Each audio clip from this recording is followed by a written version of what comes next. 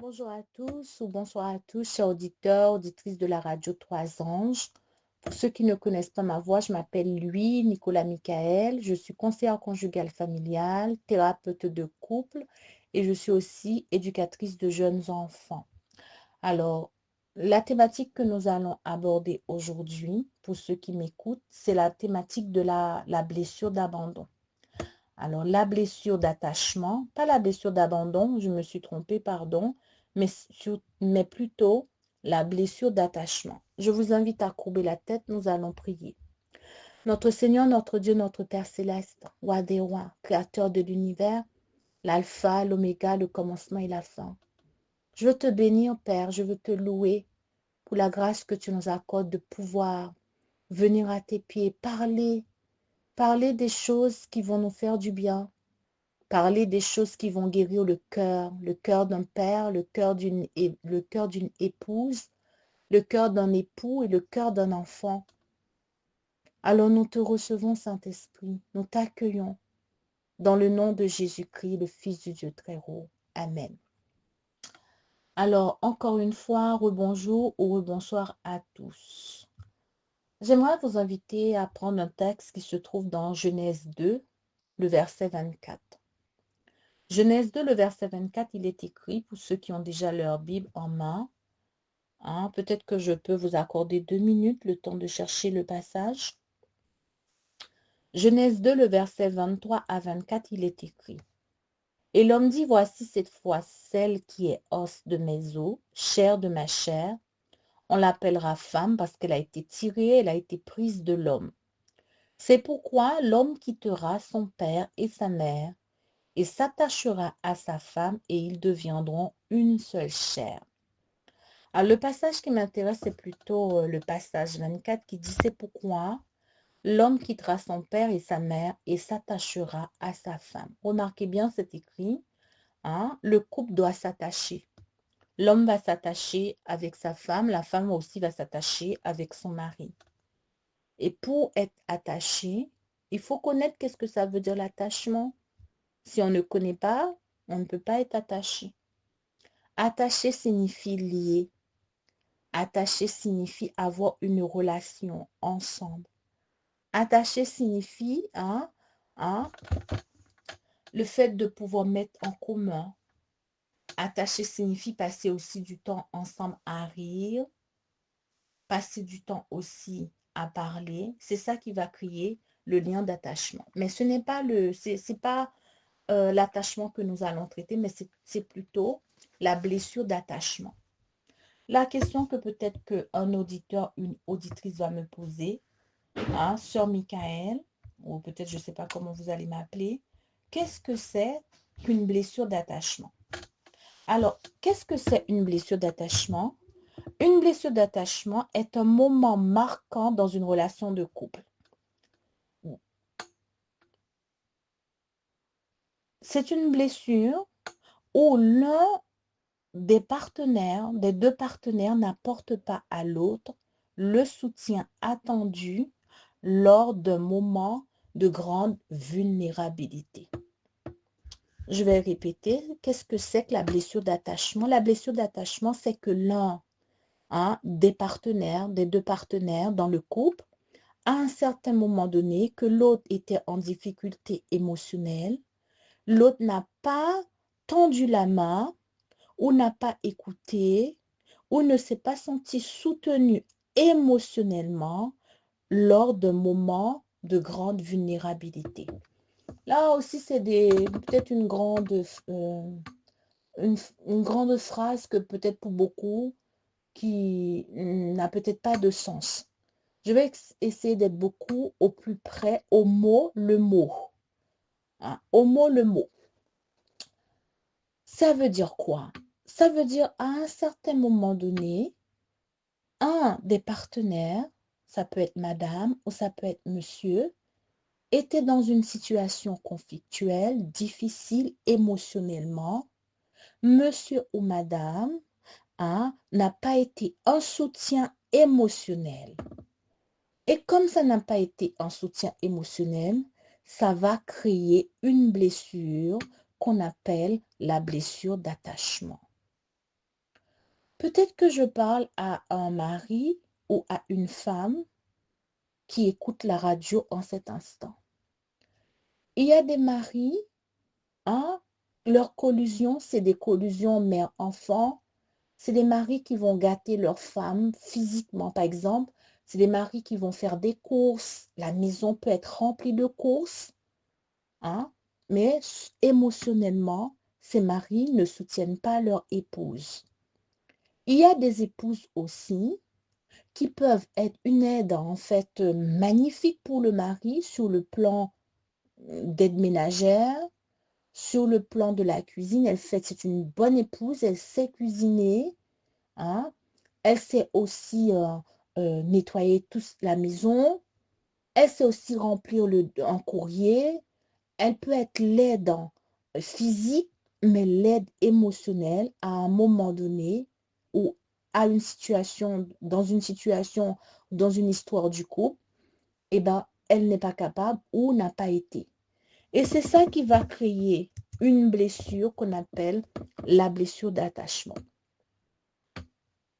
Cette blessure d'attachement va donner comme résultat de l'abandon, de la trahison, de la déception et de la frustration.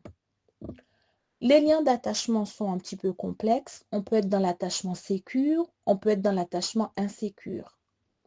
Dans cette forme d'attachement sécure, le couple 1, monsieur va sécuriser madame, madame va sécuriser monsieur. Dans un lien d'attachement insécure, monsieur n'est pas capable de sécuriser madame, madame n'est pas capable de sécuriser monsieur. Et puisque madame n'est pas capable de sécuriser émotionnellement monsieur, ou que monsieur n'est pas capable de sécuriser émotionnellement madame, et c'est ça qui va créer le lien qu'on appelle la blessure d'attachement. On peut être en attachement soit avec des amis, soit avec sa famille, et on n'est pas en attachement avec son couple, avec son mari. Je ne sais pas si vous avez déjà vu ça. Des personnes qui sont en couple, qui vont passer 3 heures au téléphone avec des amis, des personnes qui vont passer 3 heures avec leur entourage, 4 heures en blablabla, blablabla au téléphone avec des amis, de la famille, ou même 2-3 heures sur Internet, 2-3 heures au travail, mais à la maison, ces personnes sont incapables de rester 20 minutes, 30 minutes de tenir une conversation avec leur épouse ou avec leur mari. Pourquoi? Parce qu'il y a un lien, il y a une blessure d'attachement qui les empêche de pouvoir réaliser cela. Peut-être qu'il y en a qui vont me poser la question, mais qu'est-ce qui est la cause? Pourquoi cette blessure? D'où vient en fait la cause? Souvent, la cause vient de 3 clés. 3 clés que je vais voir avec vous. 3 clés, c'est quoi ces 3 clés?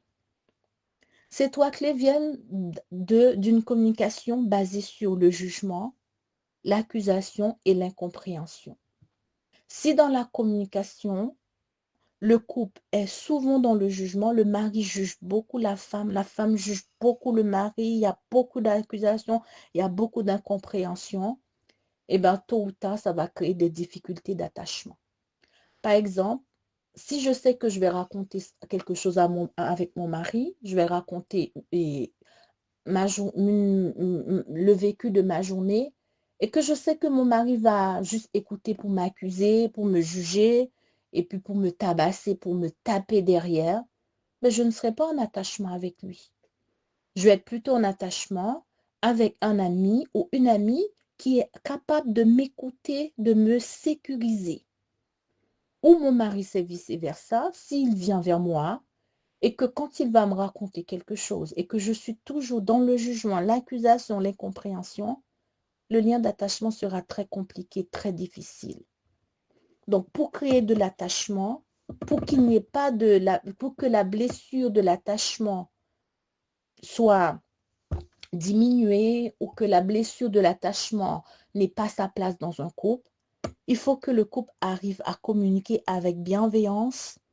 Il faut qu'il y ait une communication sans jugement, une communication où l'autre est libre. de pouvoir s'exprimer. Si dans un mariage, monsieur est considéré comme dominant, dominant, monsieur est dominant, madame est dominée. Si dans le couple, c'est madame qui est dominante, monsieur est dominé, on ne peut pas être dans l'attachement. Forcément, c'est un couple qui va fonctionner sur une blessure d'attachement.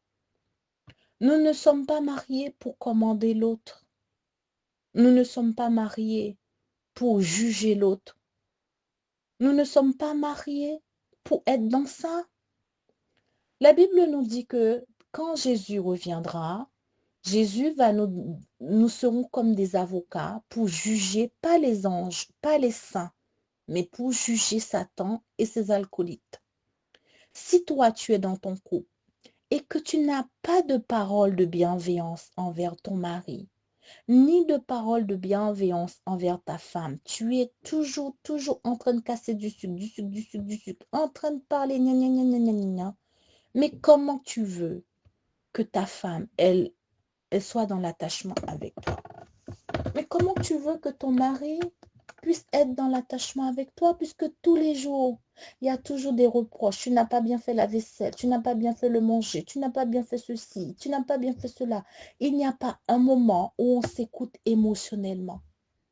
Il n'y a pas un moment où on puisse dire à l'autre, je te comprends. Il n'y a pas eu un moment où on peut prendre le temps de dire à l'autre, oh, tu as fait ce qu'il fallait, c'était comme ça. Il n'y a pas eu un moment où tu es dans la bienveillance. Eh bien, si dans le couple, on ne cultive pas ces valeurs, la bienveillance, l'écoute, ça ne peut pas créer de l'attachement. Et que si tu vois ton mari, que tous les jours, tu le condamnes, il est toujours mis au banc des accusés. Il est toujours condamné à mort et à perpétuité avec ta bouche, avec ta façon d'agir. Mais comment tu veux que dans le couple, il y ait un lien d'attachement solide? Mais l'attachement qui est là, ça va être un attachement insécure. Parce que tout simplement, il y a des situations qui se font, qui créent en fait la blessure d'attachement. Une blessure d'attachement aussi peut survenir à cause d'une situation d'infidélité, une situation de deuil, une situation d'épreuve ou une situation liée avec le mensonge. Tout à l'heure, j'ai parlé de 3 clés. Je vous ai dit que la communication, si elle est bancale, elle est basée sur le jugement, l'accusation, l'incompréhension. Et bien là, je vous parle aussi d'une autre clé, d'autres clés. L'attachement, une blessure d'attachement peut survenir parce qu'il y a une situation d'infidélité. Le mari a trompé madame, madame a trompé monsieur, et ça crée une blessure d'attachement. On n'arrive plus à s'attacher, on ne fait plus confiance à l'autre. Et comme on ne fait plus confiance à l'autre, eh bien l'attachement est en difficulté. Il y a eu du mensonge, monsieur a menti, madame a menti. Et comme monsieur a menti, madame a menti, eh bien l'attachement aussi est en difficulté et on n'arrive pas à s'attacher. Maintenant, comment peut-on reconnaître dans le couple qu'il y a une blessure d'attachement? Comment peut-on reconnaître? Voici quelques symptômes que je vais vous donner pour pouvoir reconnaître qu'il y a une blessure d'attachement dans le couple. La colère, l'amertume, la tristesse, les ruminations, les humeurs dépressives, des pensées intrusives, perte de confiance, des replis sur soi, l'estime un peu de travers, le doute et de la tristesse.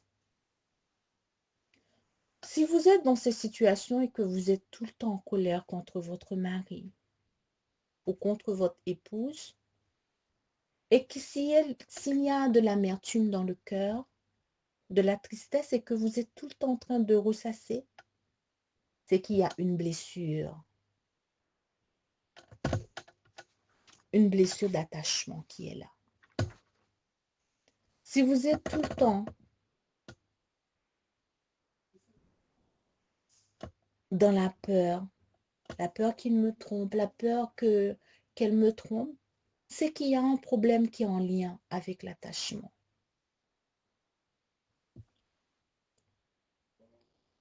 Peut-être qu'il y en a qui vont me poser la question, la dernière question, parce que je ne veux pas faire cette émission très, très, très longue. Il y en a peut-être qui vont me dire, mais comment réparer maintenant la blessure d'attachement, Michael? Comment réparer la blessure d'attachement? Tout à l'heure, je vous ai parlé de 3 clés. Rappelez-vous que je vous ai dit 3 clés dans la communication qui peuvent créer cette blessure d'attachement. Le jugement, l'accusation, l'incompréhension. Lorsqu'on est en couple, on est en couple pour être bien. On est en couple pour former une famille. On est en couple pour que l'un et l'autre, on puisse se sentir bien. Mais comment faire? Apprenez à écouter sans jugement. Apprenez à écouter l'autre sans accusation. Apprenez à écouter avec bienveillance. La bienveillance, c'est quoi? La bienveillance, c'est de dire, ok, je pourrais être à ta place. Je pouvais être à ta place. Donc, comme c'est comme ça que tu as réagi, ok, d'accord. Il est bon de temps en temps de passer l'éponge. Il est bon aussi de temps en temps dans le couple de ne pas jouer à la maman et au papa. Il est bon dans le couple de pouvoir respecter son mari et de respecter sa femme. Le rapport dominant-dominé, c'est pas dans le couple qui aura raison, qui aura le dernier mot. Mais c'est pas ça le rôle du couple.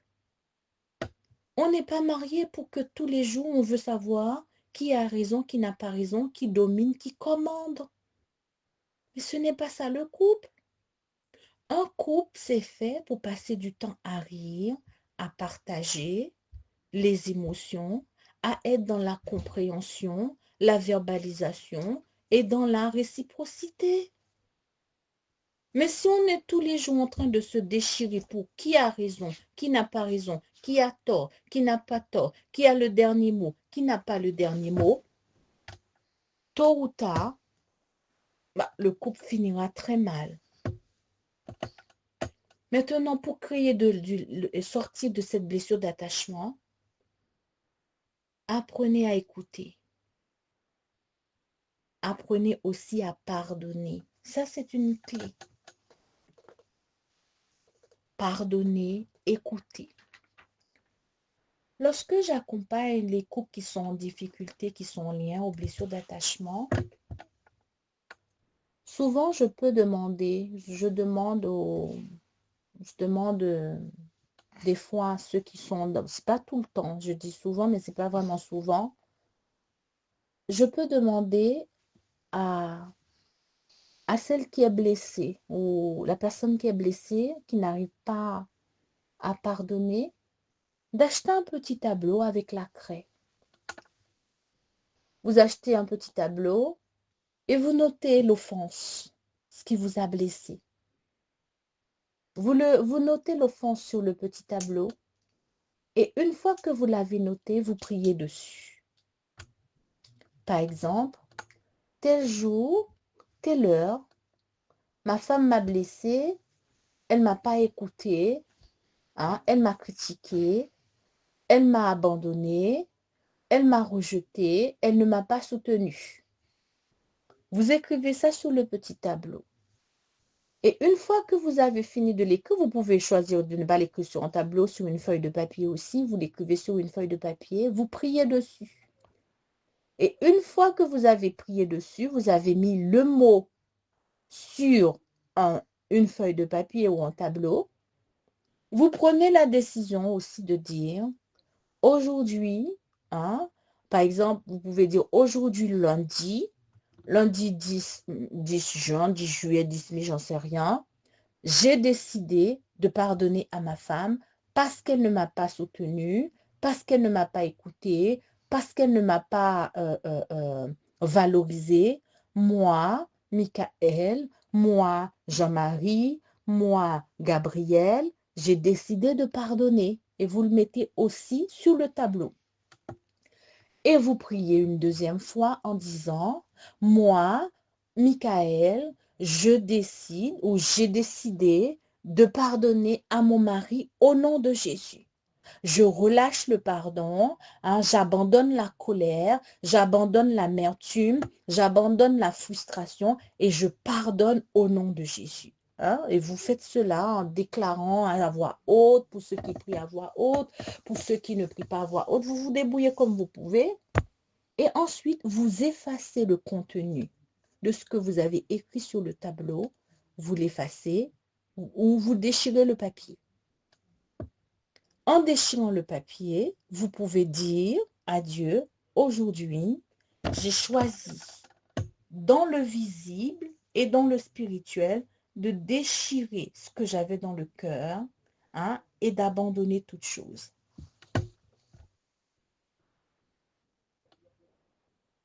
Ça, c'est la première clé. La deuxième clé qu'on peut mettre en place, c'est la clé de se communiquer, d'aller voir l'autre. Hein? Il est important, lorsqu'on a été blessé, lorsqu'on n'a pas été soutenu, lorsqu'on n'a pas été écouté et qu'on a une blessure d'abandon qui est là, une blessure, pardon, d'attachement, j'ai dit abandon, mais d'attachement qui est là, il est important d'aller voir l'autre et de dire à l'autre, j'ai mal.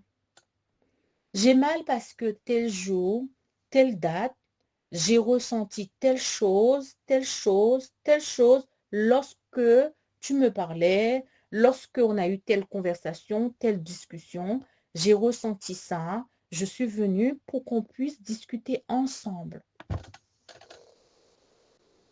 Il est important de verbaliser le ressenti.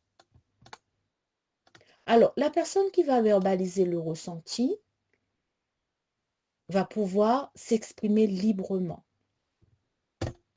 Celle qui va écouter le ressenti, il est important d'entendre que tel jour, telle date, tel mois, tu m'as fait mal. Il est important aussi de ne pas se justifier parce que l'autre est venu dire que j'ai eu mal. J'ai eu ceci, j'ai eu cela. C'est pas le moment de dire oui, mais c'est de ta faute parce que tu m'as agacé, parce que tu m'as fait ceci, parce que tu m'as fait cela. Si tu m'avais pas fait ceci, si tu m'avais pas cela, je ne serais pas. Ça, c'est un comportement pervers. Le pervers narcissique ou la personne perverse ne reconnaît jamais sa part de responsabilité.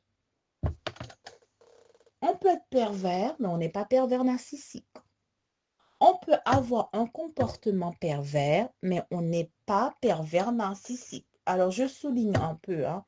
On peut avoir un comportement pervers. Le comportement pervers, c'est un comportement où on n'admet pas son tort, on n'admet pas sa responsabilité.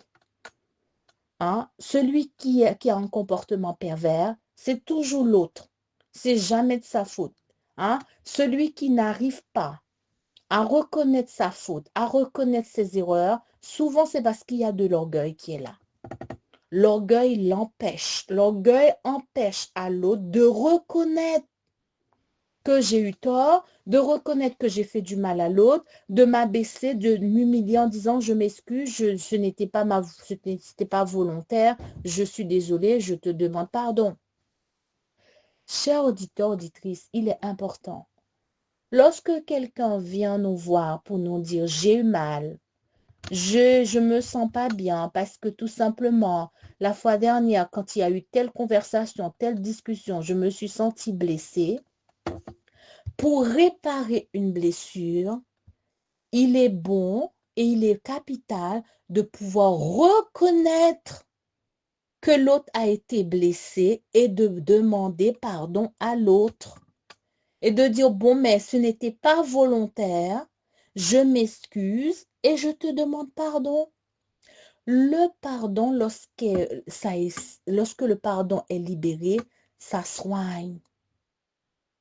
Lorsque le pardon est libéré, hein, ça va directement dans la blessure et ça ramène le calme.